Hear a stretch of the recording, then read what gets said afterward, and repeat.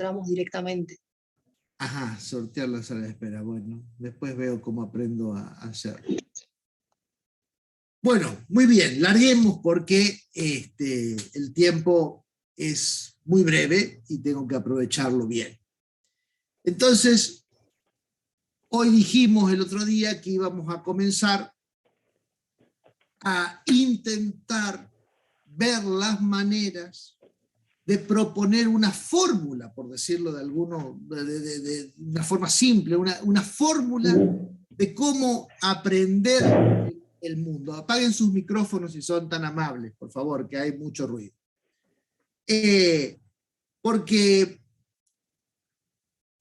siempre fue verdad, siempre fue un acierto, fundamentalmente en los negocios, que la información equivale al poder. Ustedes lo habrán escuchado muchas veces, ¿no? Información es poder, ¿no? Desde la modernidad para acá, información es poder. El que maneja mayor cantidad de informaciones disminuye proporcionalmente los márgenes de incertidumbre y por lo tanto los márgenes de posibilidad de fracaso. Pero nunca había sido tan importante como en este tiempo. ¿Por qué? Porque en este tiempo ha cambiado la clave de acceso a la información. Hasta hace muy poco tiempo, la generación de nuestros padres, mía inclusive, o sea, mi generación, que soy un poquito más grande que ustedes nada más, pero un poquito sí, el tema era acceder a la información. O sea, el freno estaba entre la vocación de acceso y la posibilidad de acceso. Ese era el freno. Eso ha cambiado rotundamente en una generación. Ustedes no tienen ya hoy, contemporáneamente, no hay ningún tipo de problema de acceso a la información, y ese es el problema. De que no hay ninguna barrera sustantiva entre la necesidad de la información y el acceso a la información. Entonces lo que hay es un exceso de información. Si hay algo que sobreabunda, es la información. Todo el mundo tiene acceso a todo. Hasta el pobre Assange, que ahí está penando con su propia libertad por haber tenido acceso a la última barrera de prohibición de acceso a la información, que era la información top secret. La información estaba absolutamente calificada para poquísimos accesos y alguien accedió. Por lo tanto, han desaparecido o han bajado sustantivamente los accesos a la información. Entonces, el problema es ese. Ahora el problema es que tenemos demasiada información. Y no toda esa información es sustantiva. Al contrario, mucha de esa información es un obstáculo o se puede llegar a convertir en un obstáculo para la toma de decisiones sustantivas. Hay que entrar a afinar las fórmulas para llegar a la información que realmente importa. Porque las usinas de información ya se están dando cuenta de que así como antes retener información era una herramienta estratégica que aumentaba la competitividad, hoy liberar información no sustantiva, liberar información confusa, liberar información, el fenómeno que conocemos como fake news, ¿no? Liberar información falsa, contradictoria, puede ser una herramienta para entorpecer la buena ruta de toma de decisiones de la competencia. O sea, antes la herramienta era, tengo la información y no la suelto. Hoy es suelto la información porque no puedo retenerla, está claro que ya no puedo retenerla, y suelto todo lo demás. Y suelto lo que no sirve, y suelto cosas falsas, y suelto ambigüedades, y suelto. Entonces eso conforma una enorme masa gris en la que es muy fácil perderse, en la que es la decisión empresaria termina siendo difícil encontrar los canales para llegar a buen puerto, a un puerto sustantivo. Entonces,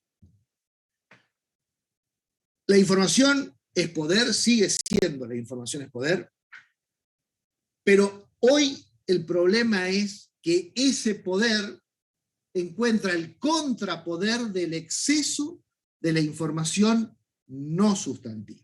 Entonces, de lo que se trata ahora es de ir ahora y en los años que vienen, o sea, en este futuro inmediato y a mediano plazo también.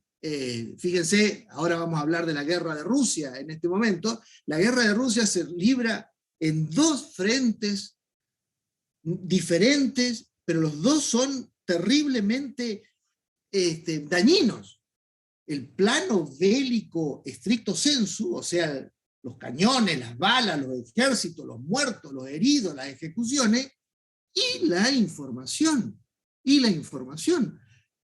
Realmente no se sabe lo que está pasando porque la información es tanta, inclusive a nivel visual, con videos grabados, con pruebas fotográficas, pero montadas, pero montajes. Entonces, todavía hoy, ayer se votó en las Naciones Unidas, la suspensión en la Asamblea de las Naciones Unidas, con el voto inclusive positivo de Argentina, se votó la suspensión de la Federación Rusa en la comisión, en el Consejo de Derechos Humanos de las Naciones Unidas, un puesto importantísimo para la sostenibilidad del orden internacional, en base a la matanza de Bucha, ¿no? Una localidad ucraniana donde había llegado el ejército ruso y del que se retiró, y que los ucranianos los europeos, los estadounidenses, la CIA, todo Occidente, acusa a Ucrania de haber cometido crímenes contra la humanidad, crímenes de guerra. Acusan directamente al presidente Putin de que lo van a juzgar por criminal de guerra por los hechos de Bucha. Y Rusia está entregando, a su vez, pruebas de información que mostrarían que lo de Bucha fue un montaje armado por los servicios secretos británicos y el ejército ucraniano. Uno de los eventos ahora, o sea, hace algunas horas, la votación fue ayer, uno de los eventos contemporáneos más urticantes, y lo desconocemos con seguridad lo que haya pasado ahí. A ese nivel de confusión informativa estamos entrando. Entonces, la idea de esta clase de contexto es ofrecerles una vía metodológica para generar una manera de aproximarse a una foto objetiva de la información sustantiva necesaria para la toma de decisiones en comercio exterior. Yo suelo ir un poco rápido, fundamentalmente cuando no los tengo a ustedes físicamente adelante, así que no duden en frenarme, conecten el teléfono si alguien quiere frenarme y hacerme una pregunta o que haga alguna aclaración, no hay ningún problema. O sea, mantengan los micrófonos apagados para que no haya ruido, pero conecten el micrófono cuando lo necesiten para hacerme una observación, una pregunta o lo que, un comentario, lo que quieran hacer. Si no, si no me frenan, yo les sigo dando, ¿no? Bueno, entonces, nos hemos armado un modelito. Nos hemos armado un modelito que es como si fuera una molécula de cuál serían las cosas que hay que ir a buscar al mundo para sacarle una foto al mundo, que es una foto ficticia, ya lo dijimos, porque la propia idea del mundo es una construcción intelectual ideal, o sea, no real. Lo ideal se contrapone a lo real. El mundo es una idea de mundo. Una construcción ideal que no existe, como les decía en la clase introductoria, pero al mismo tiempo es donde estamos y donde tenemos que interactuar, por lo tanto hay que conocer. Decimos como principio, recuerdan que lo mencioné muy al pasar en la clase introductoria, denominamos comercio exterior, que para esta cátedra y a nivel solamente pedagógico lo tomamos como un sinónimo de comercio internacional, denominamos comercio exterior o internacional a todo intercambio, a cualquier intercambio de dos productos o servicios que en su paso entre la fuente productiva y el mercado de consumo tenga necesariamente que cruzar una frontera política. Esa es la definición de comercio exterior. Si hablamos entonces de que tiene que pasar una frontera, esa frontera también es una construcción ideal, también es una idea, porque el mundo, el planeta no tiene fronteras. Tiene algunos accidentes geográficos específicos, algunos ríos, algunas cordilleras, algunos océanos, que pueden funcionar más fácilmente como los límites demarcadores por donde transcurra una frontera, pero la frontera en sí no existe, ¿eh? Es una construcción ideal y por eso se mueve, y por eso hay discusiones fronterizas, ¿no? Los de este lado dicen que es más acá, los de este lado dicen que es más allá. Esas discusiones fronterizas, ¿por qué? Y porque no existe, ¿no? Ni siquiera cuando es evidente, o cuando sería más evidente. Recuerden, nosotros estuvimos a punto en los primeros años 80 del siglo pasado, en 1981-82, estuvimos a punto de ir a una guerra con Chile, a una guerra. La frenó el Papa de entonces, el Papa Bostila, Karol Wojtyła, Juan Pablo II. Logró interceder y detener la guerra entre los militares argentinos y los militares chilenos. En ese momento había dictadura en ambos países, por cuestiones de límites. Cuando los límites entre la Argentina y Brasil son uno de los límites más geográficamente más claros del mundo, porque son aquel principio del perito Pancracio Moreno, el perito Moreno, que dice el límite entre Argentina y Chile son las más altas cumbres de los Andes divisoras de aguas. Entonces la cordillera de los Andes, la más alta cumbre que divide las aguas hacia el Pacífico y hacia el Atlántico, ese es el punto de frontera política entre estos dos países. Claro, pero es que inmediatamente hecha la ley, voy a buscar mi reloj que está acá atrás para que no hablar en demasía, inmediatamente hecha la ley, hecha la trampa, porque no todas las altas cumbres de los Andes dividen las aguas. Hay algunas altas cumbres que dividen las aguas, pero hay otras divisorias de agua que no son las altas cumbres, y hay opinable. Todo lo que no esté regulado es opinable, y cuando empieza la opinión, empiezan los problemas, ¿no? Entonces, podríamos decir que este mundo dividido en fronteras,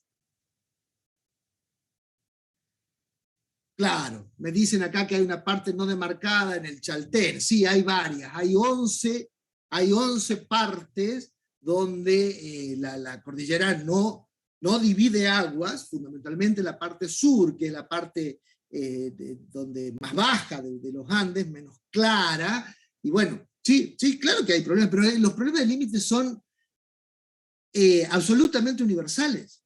De hecho, la guerra de Ucrania, entre otras cosas, es una guerra de límites, entre otras cosas. Ya después voy a hablar un poquito más en detalle de ello, pero el río Dnieper, que es un río grande que cruza Ucrania de noroeste a sureste, es un río que divide culturalmente dos territorios. Un territorio de gente que es más bien europea, que tiene unos rasgos raciales y culturales europeos, que habla una lengua romance, una lengua que viene de los romanos, del latín, que profesa una religión, que es la religión católica, apostólica, romana, que obedece al Papa. Ese es un tipo de gente. Y del otro lado del río hay otra gente que tiene una raíz más eslava, no europea. Los eslavos no son europeos, los rusos no son europeos, son eslavos, que es otra gente, tiene otra raíz, étnica inclusive, y por supuesto cultural, que habla otra lengua, que es el ruso, no habla el ucraniano. La lengua rusa no tiene raíz romance, la lengua rusa tiene una raíz indostánica, y que profesa otra religión, que es la religión ortodoxa, que no tiene nada que ver, bueno, sí, algo que ver tiene, pero no es compatible y no tiene la misma obediencia jerárquica que la Iglesia Católica, que es pro-occidental, por decirlo de alguna manera. Y esos dos mundos los divide un río. Los divide un río, que es el río Dnieper. Entonces uno podría pensar, pero entonces esa es la frontera. Y quizás debería ser la frontera, o podría haber sido la frontera, pero no es la frontera, ¿no? ¿Por qué? Porque las fronteras son culturales. No necesariamente dividen realidades, sino que dividen poderes. Dividen poderes. ¿Qué es el mundo? ¿Qué es el mundo? Les dije que iba a ser complicado, les avisé que esto iba a ser un poco complicado, que necesito la colaboración voluntaria de ustedes para irse metiendo en este problema, porque esto es un problema, O sea, necesitamos llegar a conocer eso, porque si no conocemos eso, las operatorias de comercio exterior no van a tener buen puerto, pero conocer eso es conocer un quilombo, porque es un quilombo, es un desastre. Entonces voy a intentar simplificar al máximo y ofrecerles una moleculita de información de qué cosa ir a buscar para sacar esa foto de ese mundo que no existe, sino que es una idea, y además una idea en movimiento, una idea en transición. ¿Qué es el mundo? Así como podemos dar una definición de comercio exterior, podemos dar una definición de mundo. Podríamos decir que el mundo es la reunión de 192 unidades políticas soberanas. Esa es una definición del mundo. Bien concreta, como ven, hasta matemática. 192 unidades políticas soberanas. ¿Por qué digo unidades políticas y no digo más rápidamente países? Bueno, no todo país es un estado, no todo Estado es una nación, no toda nación es una unidad política. Lo siento, tengo que complicarlo. Hay estados repartidos en varias naciones. Hay naciones que están en más de un estado. Y hay unidades políticas que no son naciones. Ejemplos rápidos. Los van a encontrar a cada paso, pero España, ¿no? Muy cercano culturalmente, geográficamente, familiarmente a nuestra realidad argentina. España. España es un estado. Es un estado. Pero un estado que tiene en su interior varias naciones. Naciones. Los vascos son una nación que tiene un idioma propio, una cultura propia, una historia propia. Los catalanes son una nación, tienen todo eso también. Los gallegos, allá Galicia, en el noroeste español, son más portugueses que... Si hay algún gallego y me escucha decir esto, me va a tirar con algo grande, ¿no? Porque los gallegos son pocos, me va a tirar con un ladrillo grande, pero si uno escucha el idioma galego, es mucho más cercano al portugués que al castellano, si se quiere, ¿no? Pero bueno, tienen su idioma también y tienen su región geográfica, también delimitada por ríos. Fíjense que los separan tanto de Portugal como de España, o de España, como de Castilla, sería que es la España del centro, ¿no? La España castellana, la España de Burgos, la España de la meseta. Los andaluces son una nación. En este caso no tienen mucha diferencia idiomática, tienen más bien un... Entonces, ¿cómo solucionó ese estado? Inclusive entre Andalucía y Cataluña, los valencianos, que son más catalanes que castellanos, no quieren ser catalanes, quieren ser valencianos. Entonces han hecho un diccionario valenciano que tiene algunas palabras que se diferencia del catalán, pero que ratifica su nacionalidad separada. ¿Y ya cuántas naciones vamos mencionando ahí? 5, ¿no? Inclusive hay algunos otros que también, los navarros, dice que ellos no son ni vascos ni catalanes, son navarros. Bueno, naciones. La nación es un concepto cultural, una historia común, una cocina común. La cocina es muy importante. O sea, ¿qué es una cultura? También podríamos decir eso, ¿no es cierto? ¿Qué es una cultura? Y la forma en que la gente vive, come, hace el amor, por decirlo delicadamente, y muere. Esa es una cultura, ¿no? La relación del hombre con otros hombres, o hombres, mujeres, con otros hombres. Cuando me mandan esto, tengo que poner Kurdistán, un ejemplo de nación repartida entre muchos estados. Exacto, ahí voy, estimado Ignacio. Porque ahora estoy en la otra parte, ahora estoy en un estado que tiene varias naciones, ya voy a una nación dividida entre varios estados. Pero está muy bien la observación. Entonces, decía que es una cultura. Entonces, una cultura es la forma de relacionarse de un hombre con los otros hombres, de un hombre con su entorno, con su contexto, con su manera de comer, de dormir, de tener sexo, de tener hijos, de tener mujeres, a veces una, a veces muchas.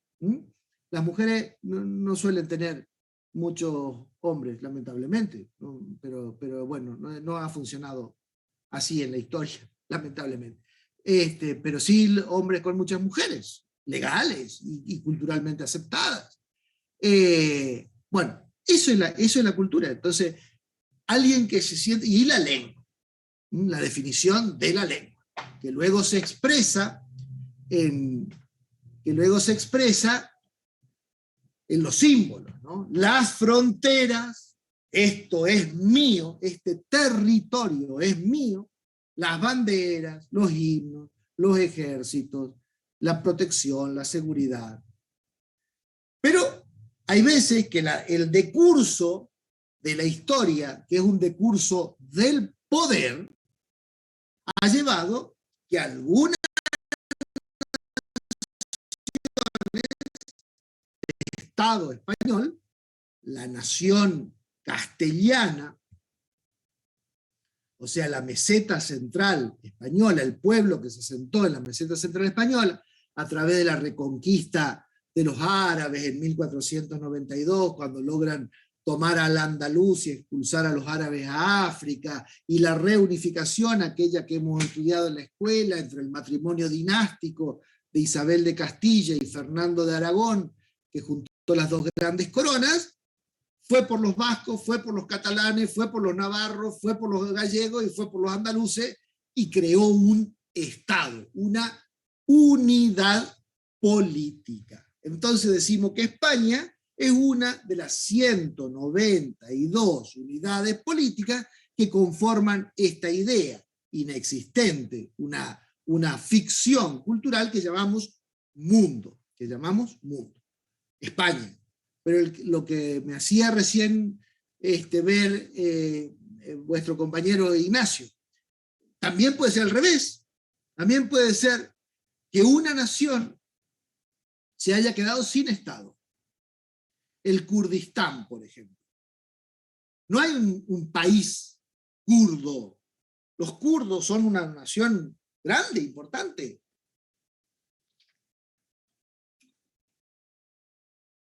Con mucha historia. Una historia que llega allá a los medos y a los persas, al Éufrates, al Tigris, aquella historia antigua que estudiaba en primer año del colegio secundario. De ahí vienen los kurdos, una historia larguísima. Pero que en estos movimientos de los poderes durante el decurso de la historia, los dejaron sin Estado. Entonces es una nación sin casa propia, repartida por varios países: Turquía, Arabia, Irán, Irak, Armenia. Todo eso los kurdos están ahí, y tienen su lengua, y viven reclamando un territorio, inclusive forman una guerrilla, que pelea básicamente con Turquía, porque reclaman un territorio grande en el sureste, en la mitad sudoriental de Anatolia, de la Turquía continental. Vieron que Turquía tiene dos partes: hay una Turquía europea, que es donde está Estambul, y una Turquía asiática, que es donde está Ankara. Hay que tener el mapa en la cabeza, para estudiar política internacional hay que tener el mapa dibujado en la cabeza. Yo cuando daba clases con pizarrón, los hacía dibujar el mapa en el pizarrón, pasar al frente y dibujarme el mapa del mundo, porque si no se tiene el mapa en la cabeza, el mundo, como no existe, como es una idea, como una entelequia, es muy difícil de catch it, de agarrar. Hay que tenerlo presente en su distribución geográfica política. Bueno, otro ejemplo de estas rarezas, por ejemplo, la Cruz Roja es una unidad de derecho internacional público. El Estado Ciudad del Vaticano, un Estado poderosísimo, que es una monarquía electiva. El monarca en este momento es un argentino, ¿verdad? El padre Jorge Mario Bergoglio, que cuando asume la corona, esa corona se llama corona papal, una tiara papal, su cargo es ser jefe de Estado, un jefe de Estado, jefe de Estado de la Ciudad del Vaticano, una cosa muy chiquitita en el centro de Roma, de 11 hectáreas, en el centro de Roma, donde está la Basílica de San Pedro, los jardines, los museos vaticanos y Castel Gandolfo. y Castel Sant'Angelo. Esas tres cosas conforman un Estado sin población, pero uno de los estados más importantes del mundo a nivel poder, ¿no? O sea, ven que el poder no tiene que ver con el tamaño necesariamente, sino con otro tipo de cosas. Bueno, y así ahí va Liechtenstein, San Marino, Andorra, muchos paraísos fiscales, bueno, todas esas cosas rarezas son unidades políticas. Lo importante que tengan presente entonces es que el mundo es la sumatoria de 192 unidades políticas. ¿Y cómo uno llega a ser parte del mundo? Por ejemplo, ustedes y yo nos juntamos, venimos acá, compramos un par de campos y decimos, nosotros queremos ser un país. O Mendoza que anda queriendo independizarse en Argentina, dice, estamos pensando en independizarnos, vamos a ser un país. Bueno, no es tan fácil. No es tan fácil. ¿Quién dice que un país es un país? Bueno, los demás países, los demás estados. O sea, hay que encontrar el consenso de los demás para que admitan y acepten que uno es un país. El último país que fue reconocido necesita aval internacional, es lo que pasa con Palestina, Taiwán, etc. Efectivamente, así es. Pero ¿qué es el aval internacional? ¿Quién da el aval? ¿Qué autoridad da el aval? No hay autoridad internacional. No hay gobierno internacional. El mundo no tiene gobierno. El mundo no tiene gobierno, el mundo no tiene ejército y el mundo no tiene policía. No tiene policía. La policía es el cuerpo social encargado de hacer cumplir forzosamente las leyes. Si usted hoy va acá, roba en la farmacia que está cruzando la calle, viene la policía y le quita su libertad y lo pone en una cárcel porque es la encargada de aplicar la ley de defensa de la propiedad privada. Usted no puede robar la farmacia del frente. Si roba la farmacia del frente, infringe una ley, viene la policía y le saca su libertad. Ese cuerpo y esa función no existe a nivel internacional, porque no hay ley internacional coercitiva. Y la coerción forma parte de la definición de la ley. Decían los romanos, dura lex es lex. O sea, es ley por dura que sea, porque se hace cumplir, porque es coercitiva. Pero nadie hace cumplir la ley internacional. Hay un derecho, dos en realidad, un derecho que se llama derecho internacional privado, que intenta regular las relaciones entre las personas a nivel internacional, y un derecho que se llama derecho internacional público, DIP, los que hemos estudiado abogacía o sociología o ciencia política, nos hemos tenido que comer todo eso, ese DIP, ¿no? El derecho internacional público, son los tratados. Los tratados internacionales conforman una legislación internacional, pero es una legislación no coercitiva, porque son los estados los que luego tienen que ir y adherir o no a ese tratado, a esa legislación. Y si un estado no quiere adherir, no hay quien le diga que tiene que adherir. Todo depende del poder que tenga el Estado. Por ejemplo, hay una Corte Penal Internacional. El derecho penal es uno de los derechos más importantes porque es el derecho que te quita la libertad. No te impone una multa, sino que te saca tu libertad, que forma parte de tu vida, te pone en la cárcel o algunos derechos internacionales directamente te sacan la vida, ¿verdad? Donde hay derecho, donde hay pena de muerte, te quitan la vida. Es el derecho penal.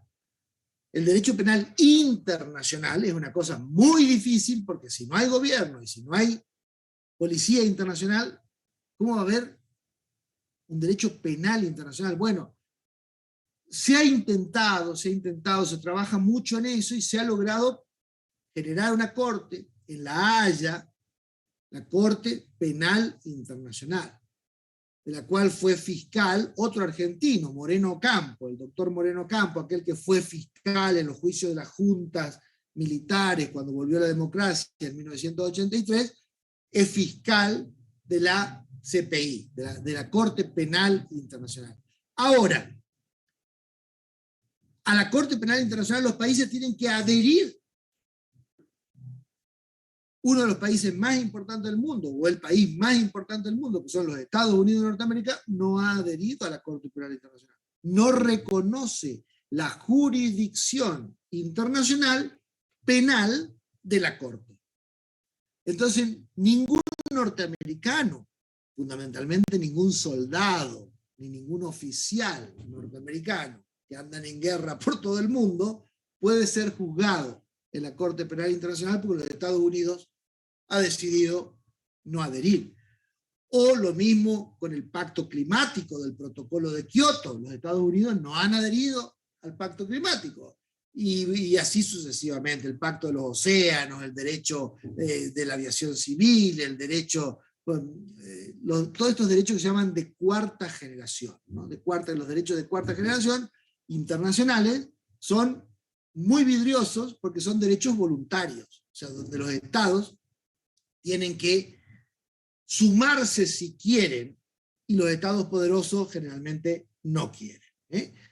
Ni China, ni los Estados Unidos, ni Rusia, y muy poco, algunos otros países grandes como la India, muy poco han adherido a los grandes tratados internacionales. Entonces, no hay derecho internacional, no hay gobierno internacional, no hay policía internacional.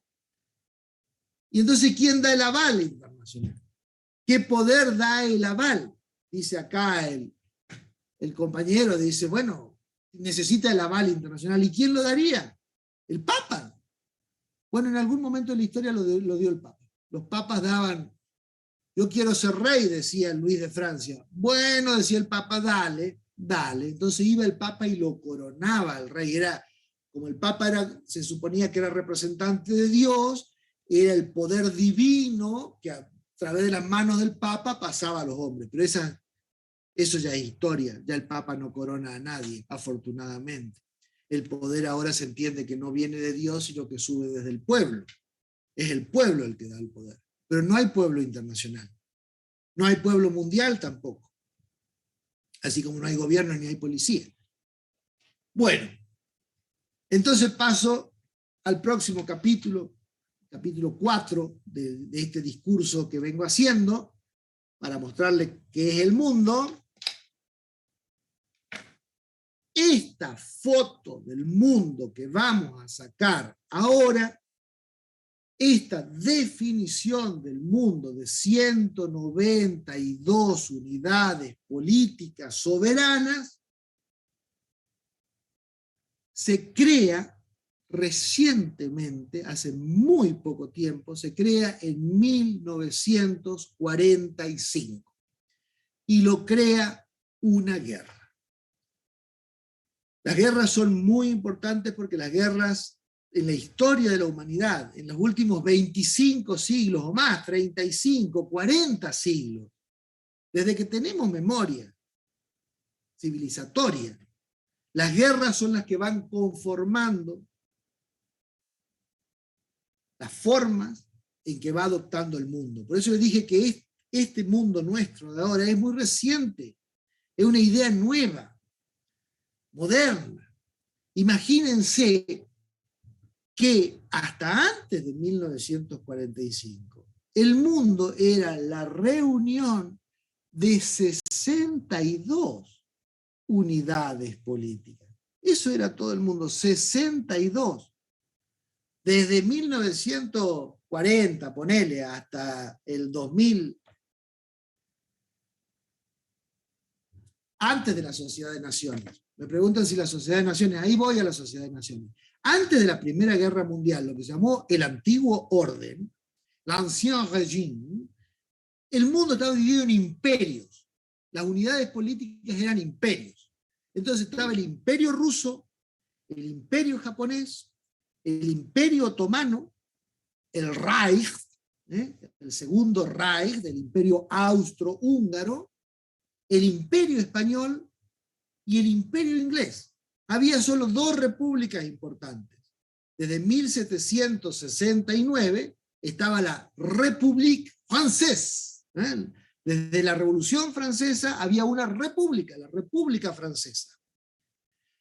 E inmediatamente después, la independencia de las colonias americanas había generado los Estados Unidos de Norteamérica. Esas eran dos repúblicas. Todo lo demás era imperio, pero muy poquitos. Se los acabo de mencionar, 5 o 6. Es la guerra, cuando llega el siglo XX llega la guerra, una guerra que comienza en 1914 y termina en 1945 con un intermedio de 30 años en el medio. Por eso decimos Primera Guerra Mundial, Segunda Guerra Mundial, pero más o menos es la misma guerra. O sea, el problema que desencadena la Primera Guerra Mundial recién se soluciona en 1945. Es casi 30 años de conflicto, y ese mundo que sale desde 1945 en adelante es un mundo nuevo, que no tiene nada que ver con aquel mundo del anciano Regime. Entre otras cosas, comienza un proceso, pero ahora yo ya había nacido y soy joven, comienza un proceso que se llamó descolonización. Descolonización, porque esos imperios tenían colonias en el mundo, en América, en Asia, en África, allá en las Filipinas, como es en las islas del Pacífico Sur, en la Polinesia. Tenían colonias. En todos lados había colonias. Las potencias eran potencias coloniales, tenían colonias. Entonces comienza un proceso de descolonización. Las colonias empiezan a independizar. Ese proceso de descolonización va generando unidades políticas nuevas. 65, 66, 67, 68, 69, 70, 71, 72, 73, 100, 110, 120, 130, 150, hasta que Timor Oriental, la parte este de la isla de Timor, que es una isla asiática en el mar de la China, no, en el mar de la China no, perdón, en el mar de la India, en esa parte donde está lleno de islas, Timor Oriental dice, somos país. Y el mundo le dice, ok. Y ese es el país 192. Mañana puede haber un 193, así es, puede haber un 193. También puede haber un 191. Y también puede haber un 190. Después digo eso, pero los estados se crean, pero también desaparecen. Y Putin tiene alguna idea de eso. Bueno, entonces surge un nuevo mundo cuando termina la guerra. Hay un libro muy interesante, de un inglés. A ver si lo tengo a mano, se los muestro.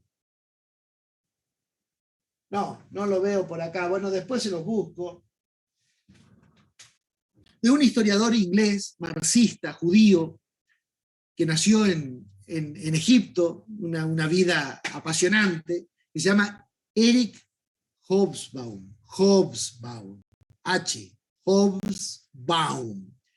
Eric Hobsbawm tiene un libro apasionante que se llama, en castellano se llama La Historia del siglo XX. Está en castellano, es fácil, se compra en cualquier librería. Pero no da el título en castellano, no da la idea de su tesis, que sí la da el título en inglés. El título en inglés, el original inglés, se llama The Short 20th century. The short. La idea del siglo XX corto es una idea de Hobsbawm. Y es una buena idea, porque explica muchas cosas. Porque Hobsbawm dice que el siglo XX no empezó en 1900, o en 1901, si quieren, y no terminó en 1999, o en el 2000, si quieren, que no fue un siglo de 100 años. No, que el siglo XX, en realidad el siglo XX comienza en 1914. Y no termina a fin de siglo, sino que termina en 1989. Ese es the short 20th century.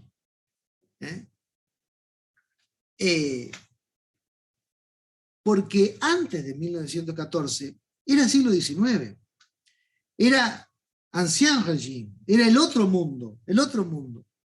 El que pega la patada al tablero del viejo mundo es la guerra del 14.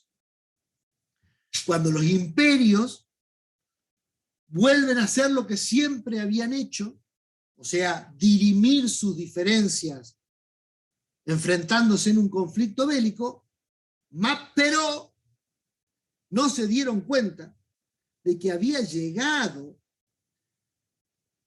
la modernidad. Y con la modernidad llegó la ciencia y la aplicación de la ciencia a la guerra, que fue la técnica armamentística.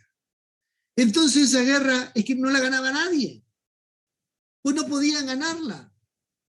Entonces acababan trincheras y pasaban años disparándose y se mataban y se mataban y se mataban, pero nadie ganaba porque los niveles tecnológicos ahora ponían en un equilibrio de muerte, en un equilibrio tremendo, pero equilibrio al fin, entonces nadie ganaba la guerra.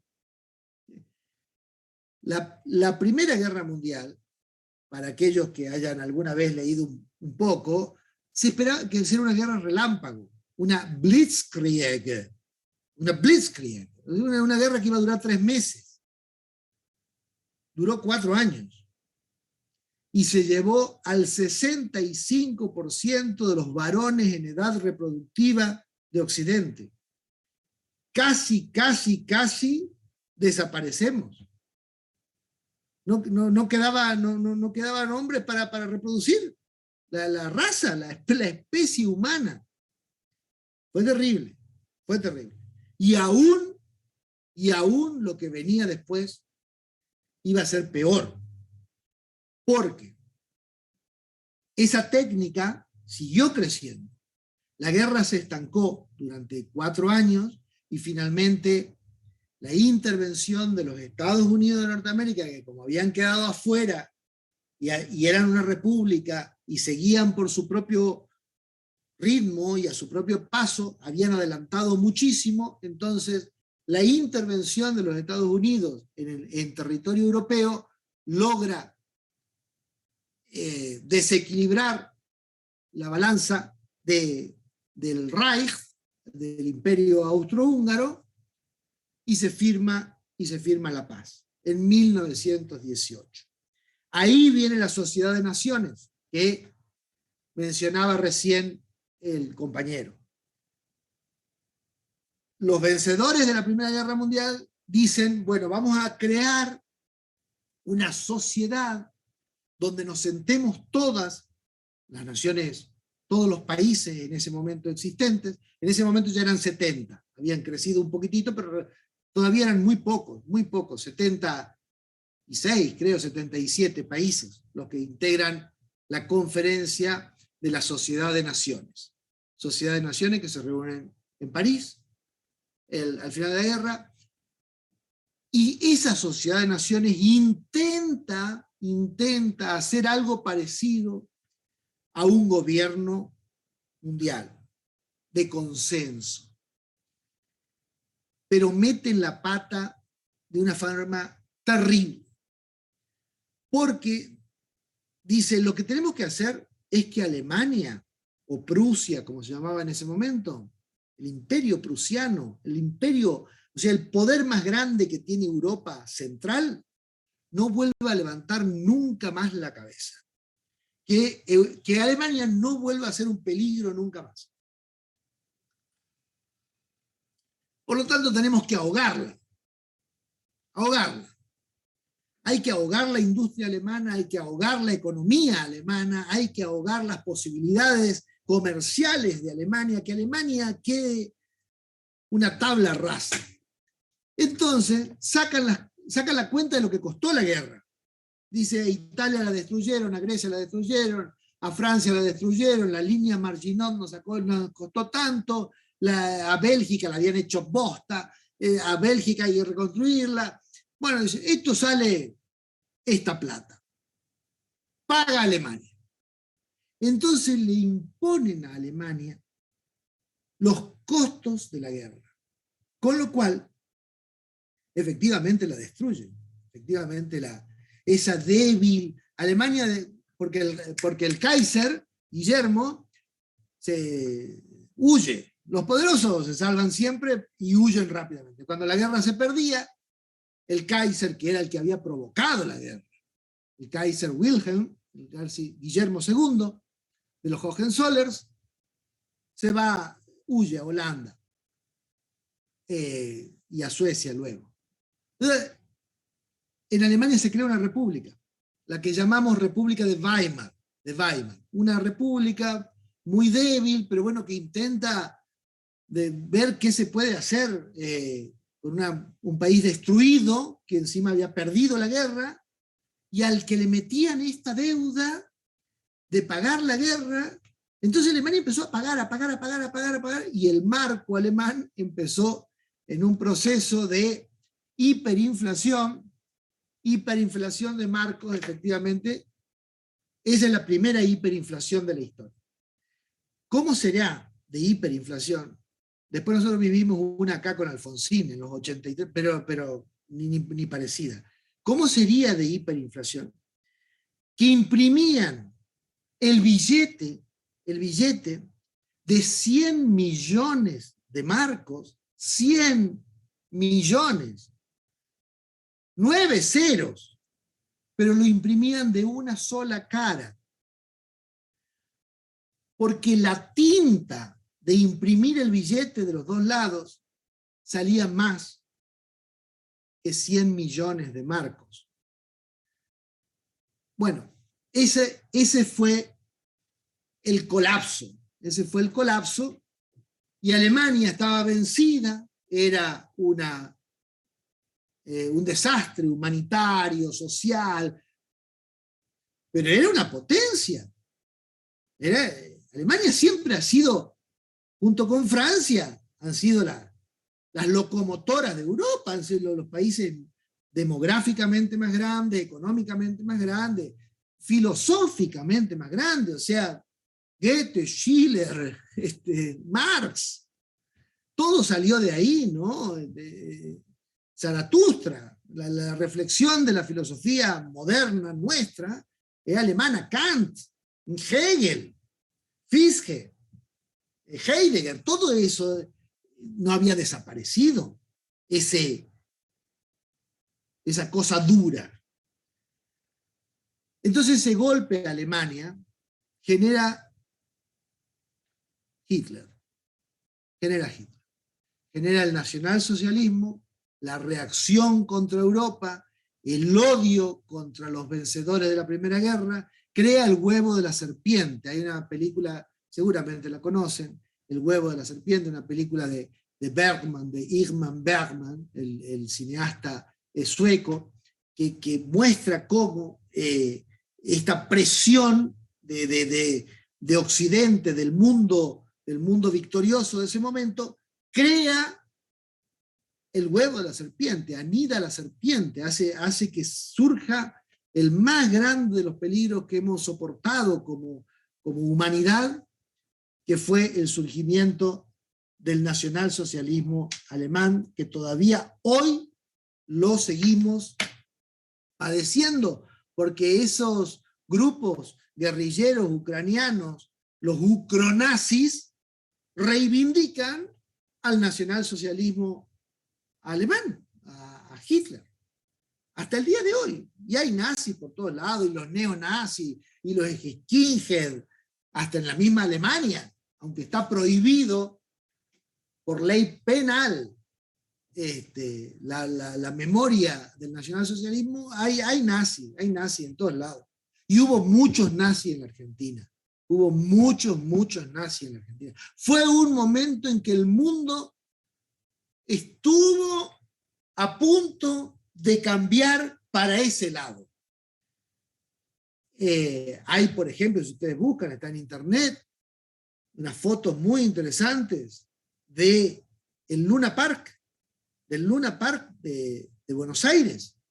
Actos nazis en el Luna Park de Buenos Aires, con las banderas nazis y con todos con la mano estirada, el Luna Park lleno. Bueno, una historia que no pasó, pero que pudo, que estuvo muy cerca de haber pasado, de que el mundo fuera nacionalsocialista. Si Hitler ganaba la guerra, el mundo hubiera sido un mundo nacionalsocialista, claramente. Pero no la ganó. Fue una guerra terrible la que se desencadenó ahí nomás, en 1938, 1939. El mundo entero estaba pasando por un periodo, esto es lo que explica Hobsbawm, ¿no? Estaba pasando por el parto de la modernidad. En Italia había ganado el fascismo de Mussolini, en España el general Franco había dado el golpe de Estado contra la República. En España se había creado también una república, como la República de Weimar, se había creado en España, lo habían echado al rey, Alfonso XIII, se había exiliado en Roma y habían creado una república de un frente popular gobernaba, un frente entre comunistas, socialistas y anarquistas. Bien rojo, bien zurdo. El general Franco da un golpe de Estado contra esa república en 1936, comienza la Guerra Civil Española, de la que seguramente han escuchado hablar mucho, y muchos de nuestros abuelos terminaron viniéndose por esa guerra civil, que dura de 1936 a 1939, que gana Franco, toma Madrid en 1939, entonces establece el fascismo en España. Entonces, fascismo en España, fascismo en Italia, estaban como dadas las condiciones para el surgimiento de un fascismo en el centro de Europa, y Hitler gana las elecciones. Llega a ser canciller de Alemania por elecciones. Inmediatamente una vez que llega, anula las elecciones, pone al Partido Nacional Socialista como partido único y comienza una política expansiva en Europa. Toma primero Austria, él era austríaco, toma primero Austria porque consideraba que Austria era parte de la gran Alemania, del Reich. Entonces por eso se llama Tercer Reich, porque es el tercer reino, la tercera vez que se intentaba crear un reino poderoso en el centro de Europa. Me quedo sin aire. Toma primero Austria, invade Polonia, comienza a invadir también el occidente, invade Francia, establece en Francia un gobierno pro-nacionalsocialista, que es el gobierno del mariscal Pétain, el gobierno nazi también en Francia. Entonces ya había nazis o fascistas en España, en Francia, en Italia, en Austria, en Polonia, en Bélgica y en Alemania específicamente. Intenta invadir las Islas Británicas. También la técnica crecía mucho, ¿no? Eso son el tiempo de las bombas, de las B-2, de los Zeppelin. La tecnología crece muchísimo en Alemania en esos momentos, e intenta hacer lo que ya había intentado hacer Napoleón un siglo antes, y le va como a Napoleón. Intenta invadir la Unión Soviética. La Rusia, que en ese momento, desde 1917, donde habían echado al zar, al zar no lo echaron, al zar lo mataron. No tuvo la suerte del Kaiser Guillermo o del rey español. A la familia Romanov, al zar Nicolás II y a todos sus hijos, a su mujer y a todos sus hijos, lo cagaron matando. Entonces, y la revolución, hay una guerra civil también en Rusia entre los blancos y los rojos, entre los mencheviques y los bolcheviques. Terminan venciendo los bolcheviques de Vladimir Ilich Ulyanov, más conocido por la historia como Lenin, y establecen una república. Después de la muerte de Lenin, le sucede Joseph Stalin, y Joseph Stalin hace frente a Hitler.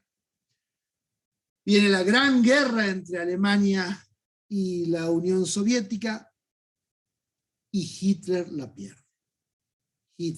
Y ahí se define este mundo. Les cuento toda esta historia porque es la única manera de llegar a saber por qué tenemos el mundo que tenemos hoy y por qué es la reunión de estos 192 unidades políticas que conforman la foto de la que ustedes van a tener que manejar sí o sí. Esto es inexcusable. Hay que pasar por este mal trago.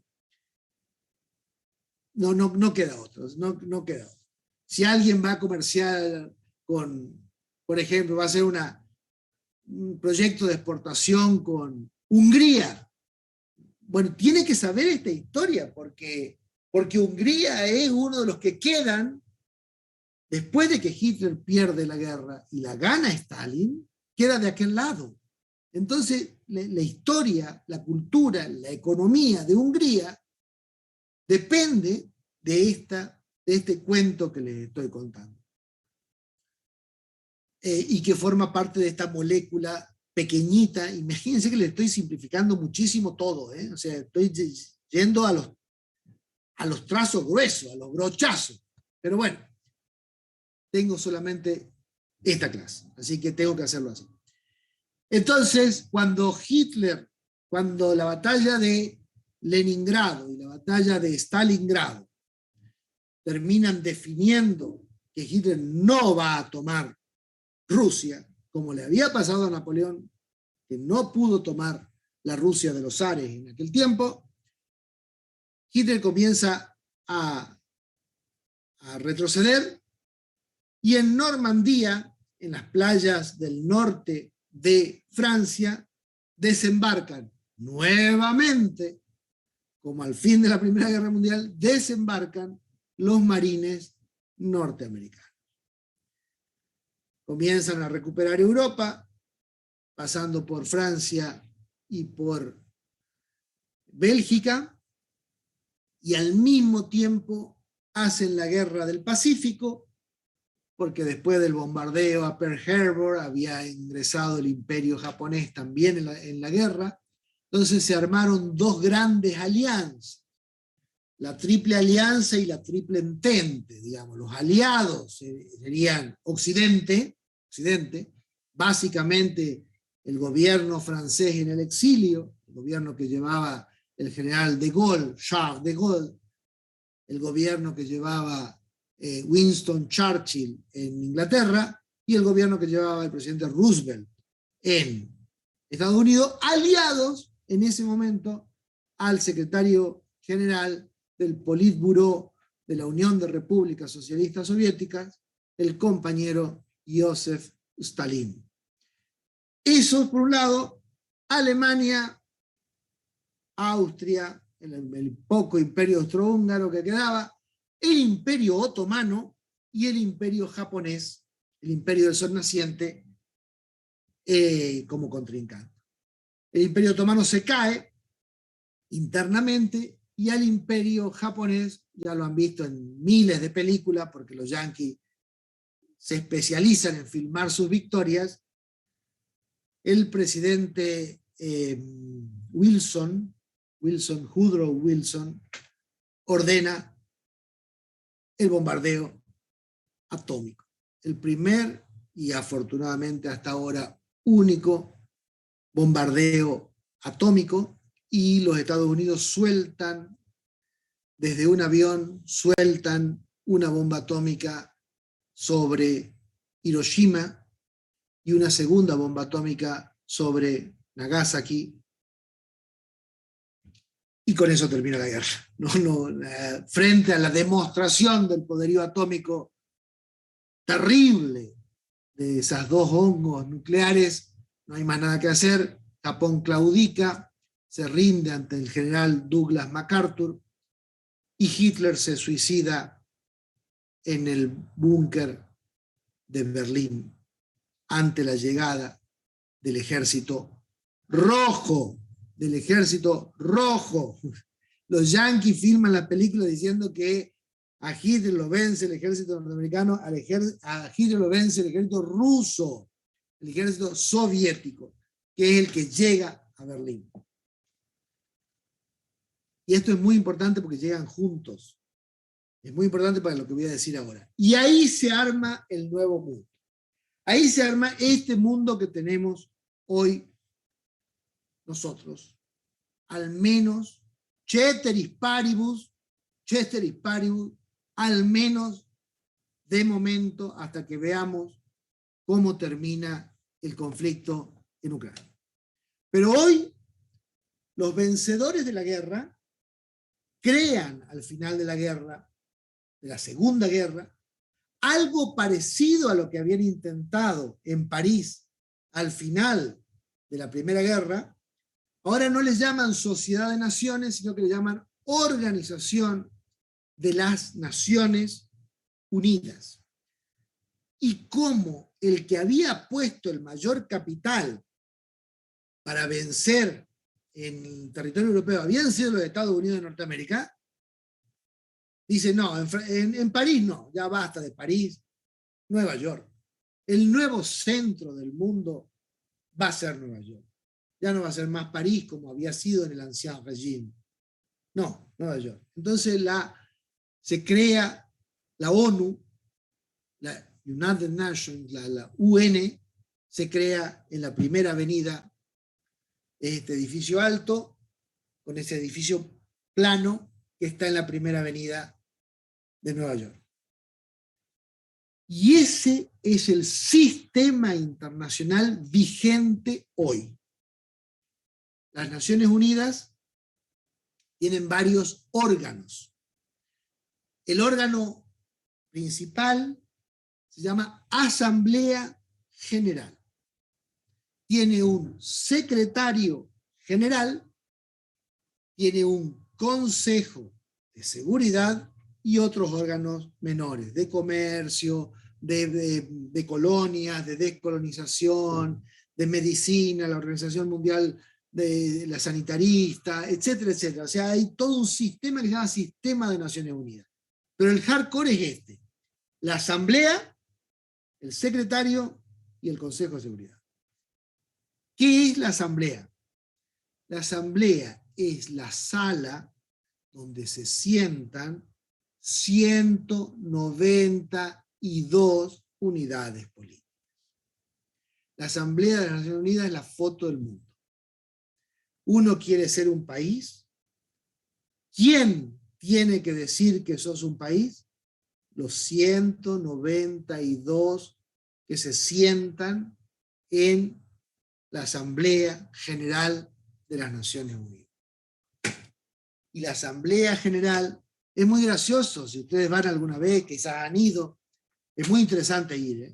O sea, pasan por Nueva York, ahora que se va a poder viajar de nuevo, alguna vez, vayan, se puede visitar, y es muy gracioso porque, claro, los primeros asientos, los que están más cerca de ese atril de mármol verde que siempre vemos en la foto, donde hablan los jefes de Estado y de gobierno, son muy cómodos y tienen mucho espacio y están muy distanciados unos de otros.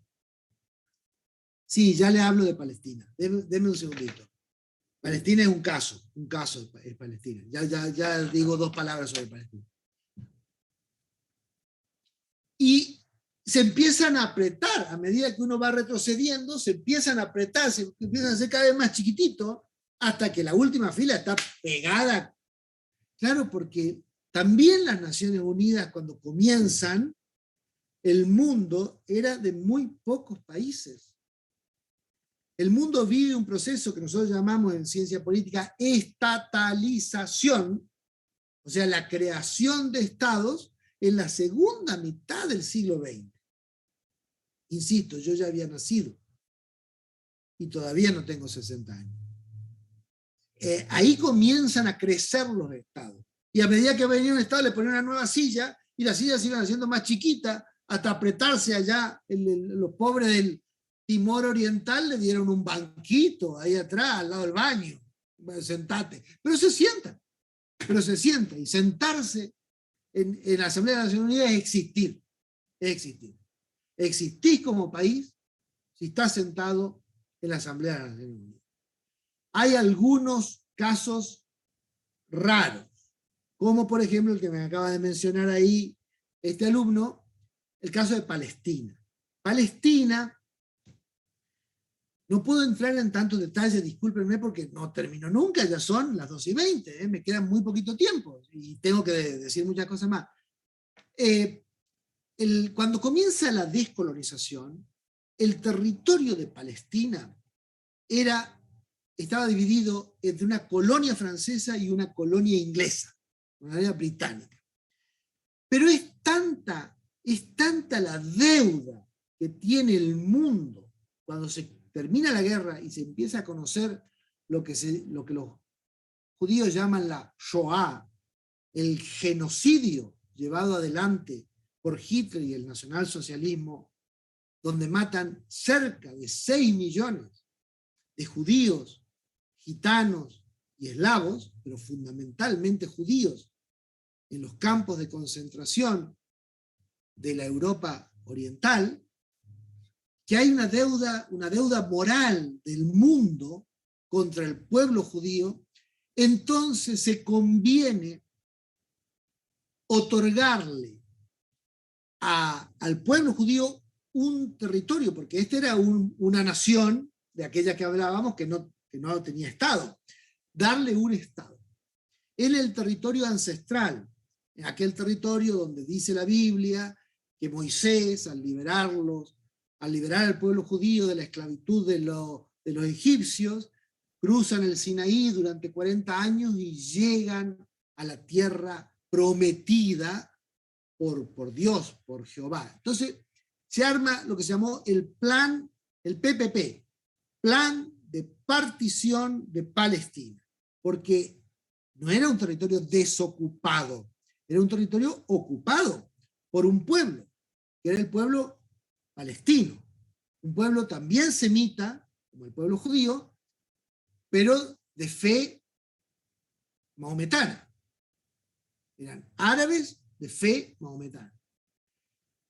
Entonces se hace un tratado y hay un plan de partición de Palestina, una parte norte que se la da al pueblo judío para que creen un Estado y se crea un nuevo Estado en 1946, se crea el Estado de Israel y la Asamblea de las Naciones Unidas le da un asiento en la Asamblea General y se crea un Estado palestino en la parte sur. Pero la cuestión es el poder. Todos los países de alrededor no reconocen al Estado de Israel. No reconocen la existencia del Estado de Israel y no le reconocen el derecho de estar en Palestina. Israel empieza a traer judíos de diferentes partes del mundo, numéricamente crea una demografía nueva, fundamentalmente del centro de Europa, los judíos ashkenazíes, o sea, de Rusia, de donde habían sido perseguidos por los pogromos desde la época de los zares, comienzan a llegar judíos a Israel y al no ser reconocidos por el ambiente, estaban rodeados por países árabes, comienzan las guerras del Estado de Israel. Las guerras se suponía que iban a ser, bueno, todo el mundo suponía que la primacía iba a ser de los árabes. Israel da la sorpresa de que gana todas las guerras, y las gana de una manera fulminante. Hay una guerra que se llama la Guerra de los 6 días, que la gana en 6 días. En 6 días. Y le gana guerras a la gran potencia política regional que era y es Egipto.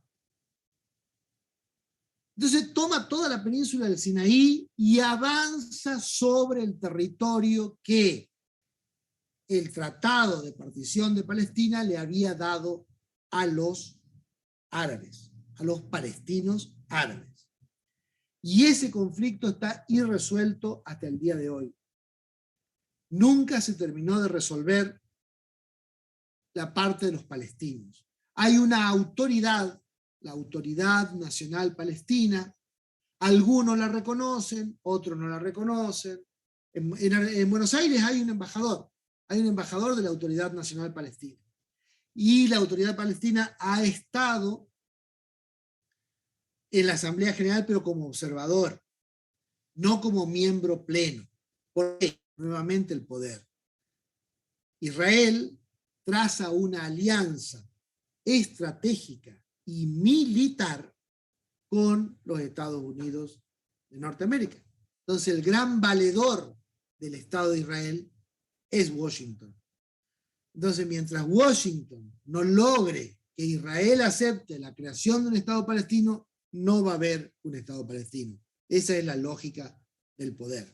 No puedo detenerme más, esa historia sigue y sigue y sigue. Camp David, conferencias, tratados, intenciones, ocupaciones, avances de Israel sobre las colonias y los asentamientos palestinos, Franja de Gaza, etcétera, etcétera. No puedo en esta clase y hoy, no puedo detenerme porque tengo que concluir la otra parte. Eso es lo que puedo decir en estos breves minutos sobre Palestina. Pero vuelvo a la Asamblea General. La Asamblea General entonces es el lugar de las Naciones Unidas lo más parecido a un gobierno mundial, donde se sientan los 192 unidades políticas que conforman esa idea que llamamos mundo. En la Asamblea, como es general, cada miembro tiene un voto.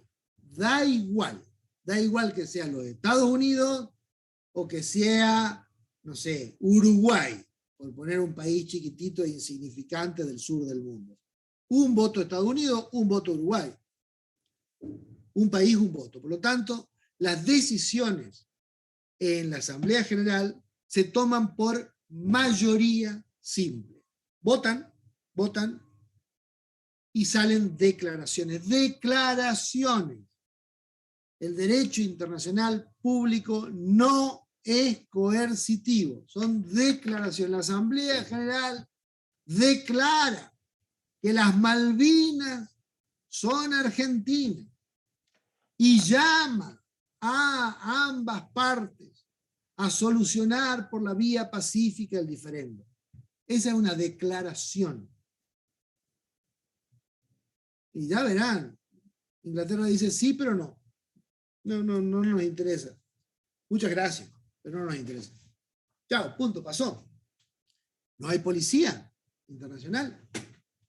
Como no hay gobierno.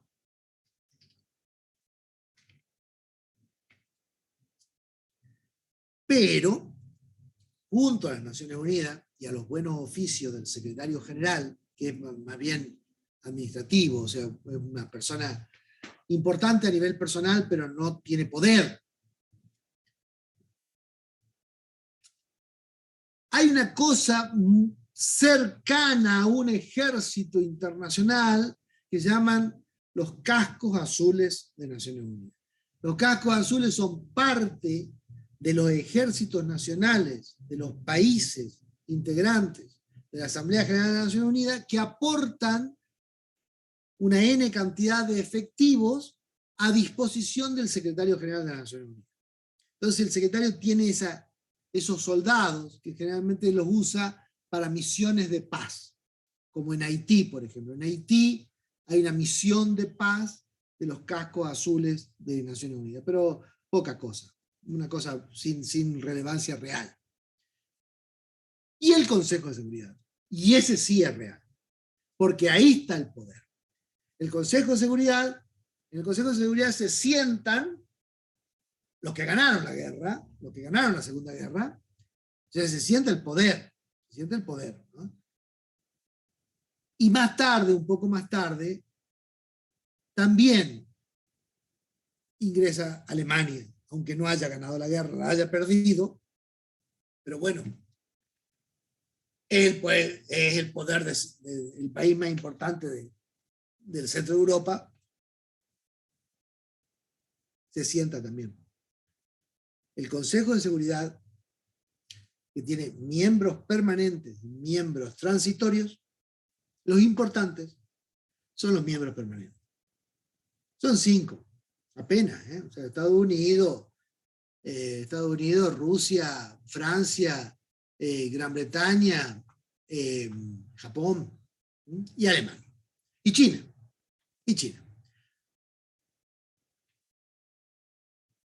Ese es el poder mundial. Ese es el poder internacional. Las resoluciones del Consejo de Seguridad sí son coercitivas. Y los miembros permanentes del Consejo de Seguridad tienen el famoso poder de veto. O sea, pueden estar los 191, de los 192 países, 191 países a favor. No ha pasado nunca, pero bueno, podría llegar a pasar que 191 estuvieran a favor de algo y uno de los miembros del Consejo Permanente en contra y no sale. Y la resolución no sale porque tiene poder de veto. Ese poder de veto dividió al mundo, a esta nueva estructura del mundo que es la que tenemos, que es la que conocemos, lo dividió durante 50 años, lo que la historia ya conoce como Guerra Fría. En 1945 se sientan juntos Churchill, Roosevelt y Stalin en Yalta. Se sientan juntos y acuerdan el mundo que iba a armarse.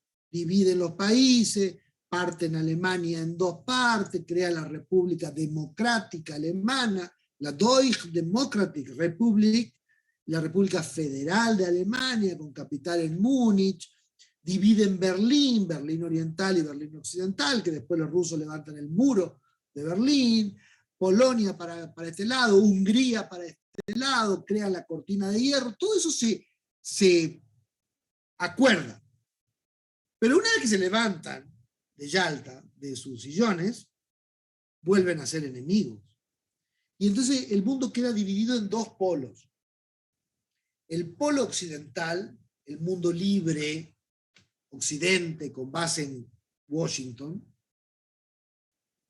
y la cortina de acero, el Pacto de Varsovia. En Varsovia, Polonia, los países que habían quedado de aquel lado, en la órbita soviética, firman un pacto militar.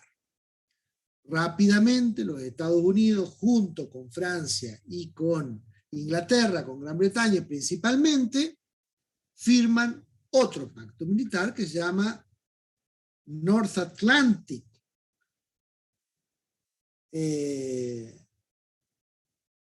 Trade Organization, que es la famosa OTAN.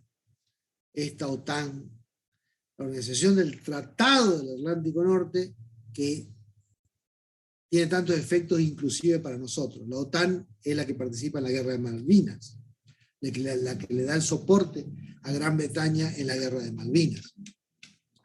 Estos 2 pactos militares nunca llegan a enfrentarse abiertamente, pero crean un entente. Ese entente, que fue un entente terrible, porque la filosofía se llamaba destrucción mutua asegurada. Destrucción mutua asegurada. O sea, si alguien disparaba un tiro, sabía tenía asegurada su propia destrucción. Entonces nadie disparaba un tiro, nadie largaba ningún misil, porque si salía un misil acá, un misil acá, se destruían mutuamente. Esa fue la carrera armamentística que creó estos dos polos en que se dividió el mundo, y comercialmente, y acá ya empiezo a terminar mi discurso, mi clase de hoy, comercialmente, hacer comercio internacional hasta los años 90 fue toda una decisión estratégica, porque Estados Unidos no dejaba que ningún país de su órbita comercie con ningún país de la otra órbita. Y lo mismo hacían los soviéticos. Entonces no se podía comerciar con la mitad del mundo. Entonces se creó una cosa media intermedia que se llamó, muy peronista por cierto, que se llamó tercera posición, ¿no? Los no alineados, ¿eh? El movimiento de países no alineados, se definían por negación. Una locura, ¿no? Yo soy lo que no soy. Yo no soy pro-yanqui, yo no soy pro-soviético. No estoy alineado con ninguna de los dos bloques. El movimiento de los países no alineados. Argentina estuvo un tiempo en los países no alineados. India estuvo entre los no alineados, liderado por Yugoslavia. Efectivamente, el mariscal Tito, Josip Broz, mariscal Tito, había creado una revolución socialista en los Balcanes, pero hubo muchos socialismos que se rebelaron contra el socialismo soviético. Uno de ellos fue el de Josip Broz, el del mariscal Tito. Entonces el mariscal Tito creó un país ficticio sumando varias naciones, sumando la nación croata, la nación serbia, la nación montenegrina, varias naciones, y creó un país que se llamó Yugoslavia. Y esa Yugoslavia fue socialista, pero no soviética, no prosoviética. Y el otro gran socialismo, que no fue soviético, es más, que tuvo una guerra con el socialismo soviético, fue el socialismo chino.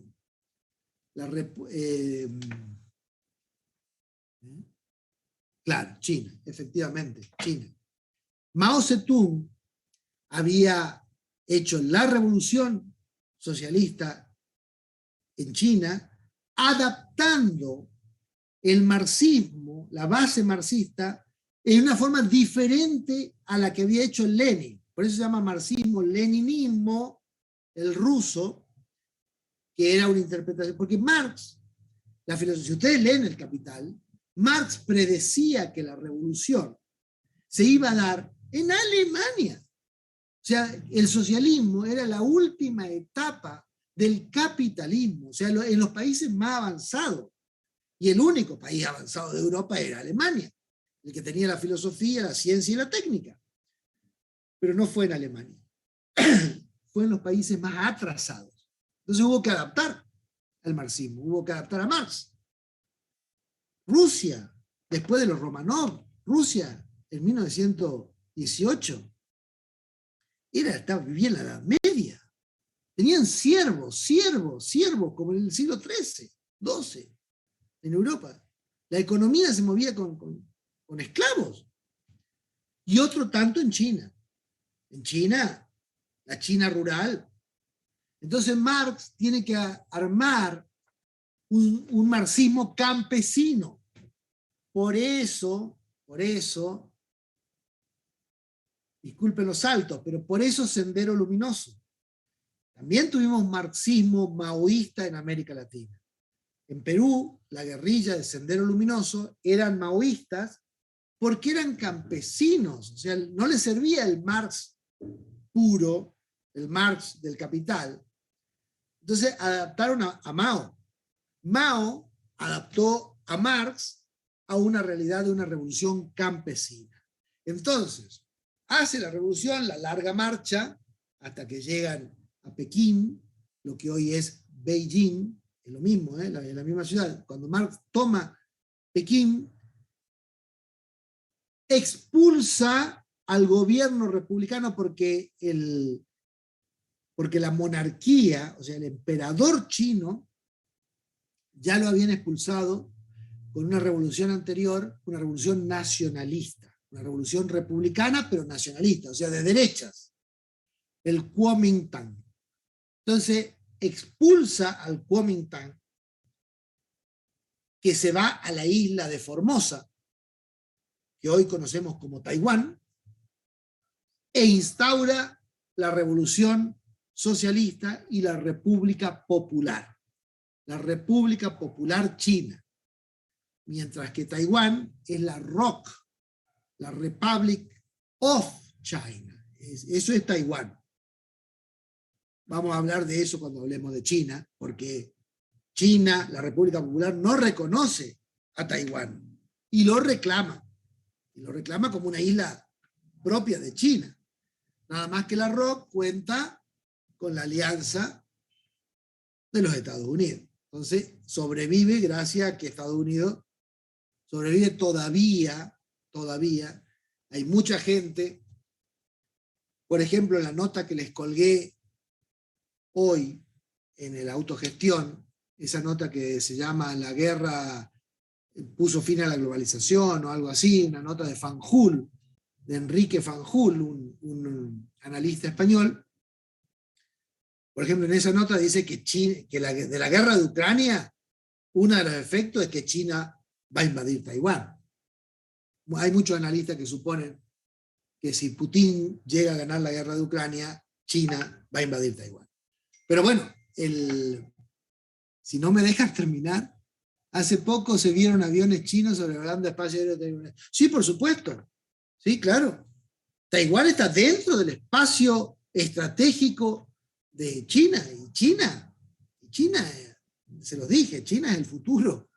China, si va a ser una potencia global, si va a ser la potencia del siglo XXI, no va a tolerar esa isla disidente ahí en sus costas, como no toleró tener una colonia británica como Hong Kong en su territorio, como no toleró tener una colonia portuguesa como Macao en su territorio. Pero bueno, esos son otros peres. Pero lo importante es que la gran República Popular, la República Popular China, estuvo en guerra con la Unión de la República Socialista Soviética. Inclusive.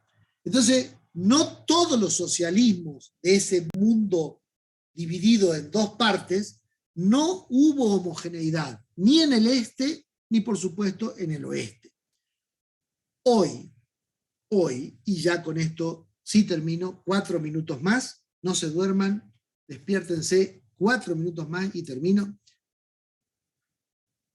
Decía Eric Hobsbawm que The Short 20th Century terminó en 1989. ¿Por qué terminó el siglo XX en el 89 para Hobsbawm? Boris Yeltsin da una especie de golpe de Estado cuando el secretario general del Politburó de la Unión de Repúblicas Socialistas Soviéticas, Mikhail Gorbachev, intenta abrir un poquito el sistema económico soviético. El sistema económico soviético se caía a pedazos porque era sumamente ineficiente, las empresas públicas producían muy poco, la gente ya había hasta hambre. Entonces Gorbachev dice, vamos a abrir un poquito. Cosa que habían hecho los chinos. Y a los chinos les había funcionado.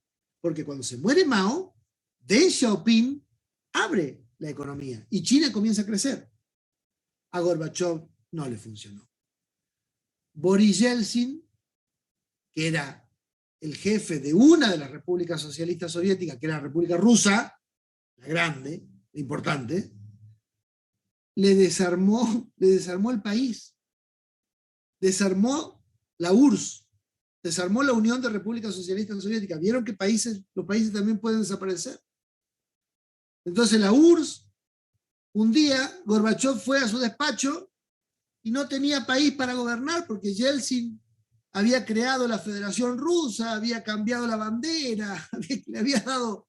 Entonces, bueno, Gorbachov se fue a su casa, digamos.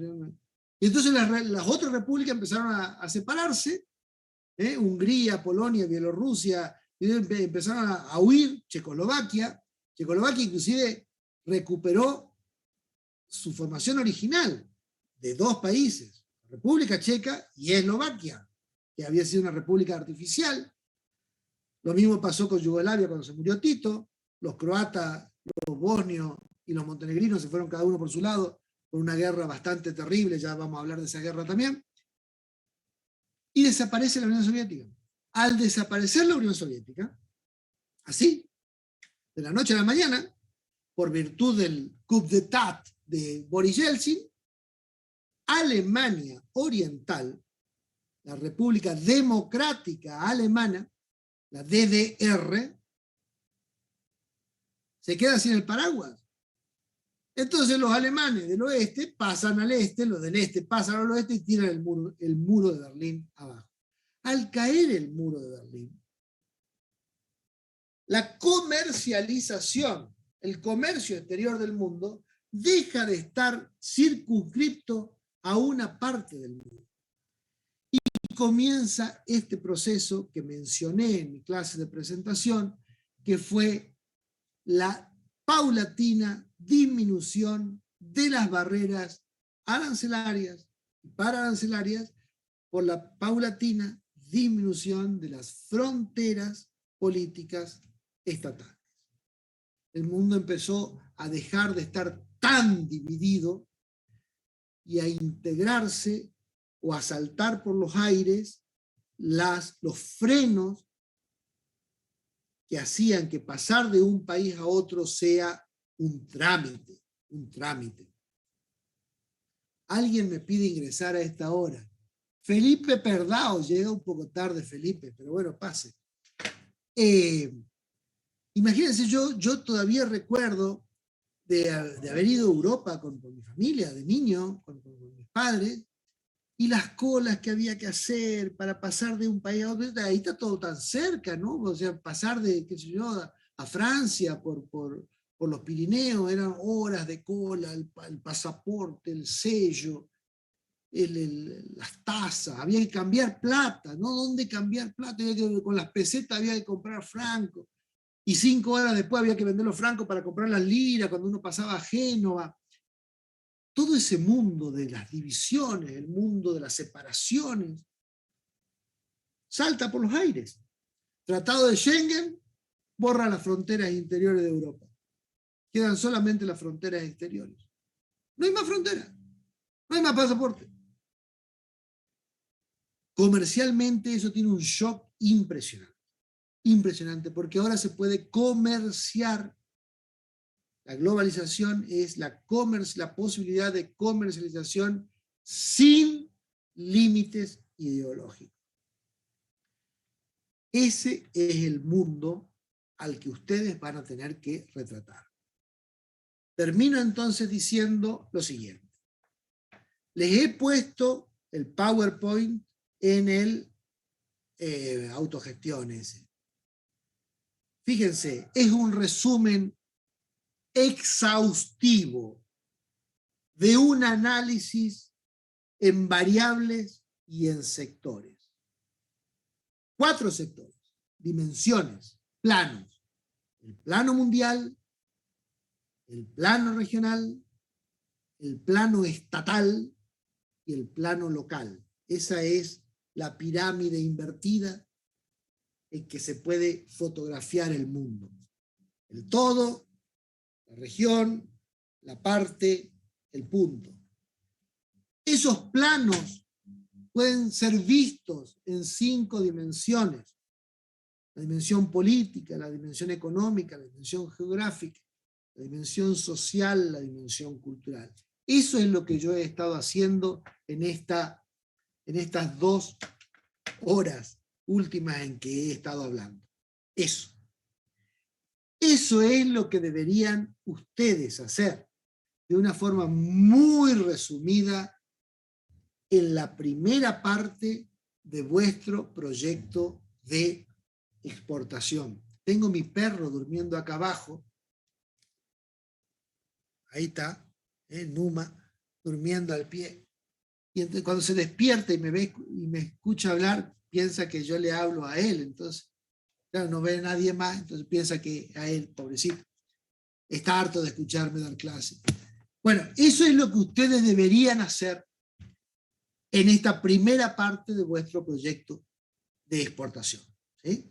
Seleccionar 2 o 3 países a donde pensarían que posiblemente podrían ir el producto que han elegido y sobre eso aplicarle ese esquema de planos y de dimensiones. Y yo ahí les desarrollo exhaustivamente todas las cosas que se podrían eventualmente ir a buscar. No significa, obviamente, que tienen que ir a buscar toda esa lista de todas las dimensiones, de todos los planos. No, la lista es exhaustiva. Esas son las cosas que podrían ir a buscar. Pero no es necesario que vayan a buscar todas esas cosas. No, ir haciendo una selección. Vuelvo al principio, lo que dije al inicio de esta clase, la información tiene que ser sustantiva. Seleccionen qué información va a ser sustantiva para la toma de la decisión que van a tener que llevar adelante. Van a tener mucha más información, porque es el problema del momento, que la que van a necesitar. Por lo tanto, el trabajo ahí es de selección. Tengo montones de chat, pero no puedo leerlos. ¿Alguien quiere hablar? ¿Alguien? Conecte su micrófono si alguien quiere hacerme una pregunta. Sí, profe, yo tenía una pregunta más bien personal para revisarle sobre trabajos prácticos. Adelante. Sí, porque yo la había cursado en el 2020, yo la había enviado un mail la semana pasada. Háblelo con la profesora. Sí, yo le mandé un mail y ella me puso que no me puede tomar como aprobados los trabajos porque fueron un año, no fueron en el 2021, sino en el 2020. Bueno, déjemelo ver en un momento. Vamos a tener, las preguntas ahora es sobre la clase. ¿Alguien tiene alguna pregunta sobre lo que acabo de decir? ¿Sobre lo que acabo de exponer? ¿Han visto los PowerPoint que envié? Sí, profe. ¿Sobre eso hay alguna duda?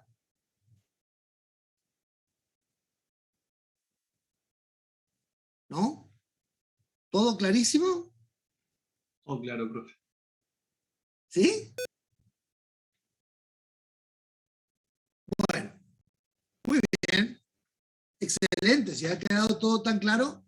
Entonces, procedimentalmente, toman el esquema de esta molécula de la formulación de la investigación.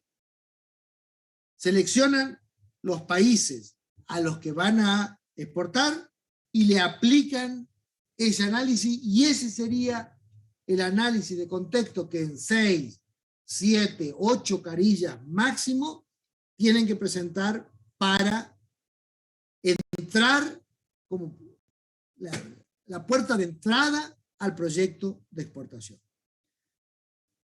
Una cosa importante. A fin de año vamos a tomar oralmente, van a tener que defender ese proyecto de exportación. Lo primero que van a empezar diciendo es el contexto que los llevó a tomar esa decisión. Pero es altamente probable que el contexto no sea en septiembre, octubre, noviembre, cuando rindan, que van a empezar a hacer ahora. Por lo tanto, tengan ese análisis abierto y lo vayan adaptando durante el año, por lo menos revísenlo una vez, si afortunadamente termina la guerra de Ucrania, una vez después de la guerra y una vez antes de llegar a la exposición oral. ¿Ok? Bueno, muy bien, me alegra que les haya quedado todo tan claro, espero no haberlos abrumado con esta clase tan comprimida, de tanta información junta. Muchas gracias por su atención y nos vemos el viernes que viene. Muy buen día a todos. Gracias, profe. Buen fin de. Buen día. Profe, gracias. Gracias. Quien tenía la Profe. duda, se queda conmigo un momento, por favor. Sí, profe. Bien. ¿Cómo es su nombre? Sí, mi nombre es Carrión Evelyn Rocío. Evelyn Carrión. Me acuerdo, Sí. Evelyn. ¿Cuándo cursó? En el 2020. A ver que la vea. ¿Dónde la tengo acá? Evelyn Carrión. Acá. Ah, no tiene prendida su cámara. Prende su cámara. A ver si yo me acuerdo. Porque no soy muy bueno con los nombres, pero soy muy fisonomista. Me acuerdo siempre de las caras. ¿Cuál fue el trabajo que hizo? Fue sobre vinos Malbec. ¿Vino Malbec? Sí. En el 2020, en el curso 5 de 2. ¿Y cuánto le pusimos? Lo expuse el mismo año, en el 2020. A fines del 2020. No, ¿cuánto le pusimos de calificación? 10. 10. Sí. Bueno. Voy a tomar nota.